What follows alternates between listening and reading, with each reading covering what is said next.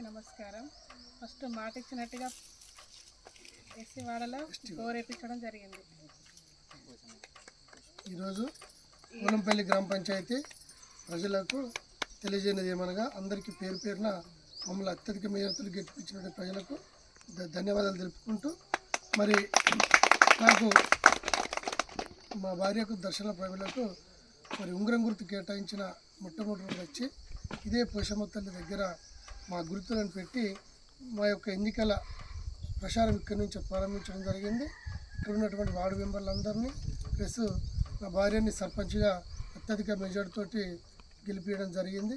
నేను అందులో మొదటి హామీగా ప్రభుత్వం శాంక్షన్ చేయకుండా కూడా నేను ముందుగా లేచి తర్వాత గ్రామ పంచాయతీ తీర్మానం పెట్టుకుని ఇద్దామని మాట ఇచ్చిన మన మంత్రివర్యులు వివేక్ సార్కు దృష్టి కూడా తీసుకెళ్ళా.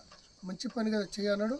ఒకవేళ వీలుంటేనేమో మన ఎమ్మెల్యే గారి నిధుల నుంచి దీన్ని బిల్ చేయడం జరుగుతుంది, లేదు అనుకుంటే గ్రామ పంచాయతీ నుంచి చేయడం జరుగుతుంది. మరి ఇచ్చిన హామీ ప్రకారం మొట్టమొదటిసారిగా ఎస్టీవాడలో మరి వీళ్ళకు త్రాగునీరుకి ఇబ్బంది ఉంది కాబట్టి ఓరేయడం జరుగుతుంది.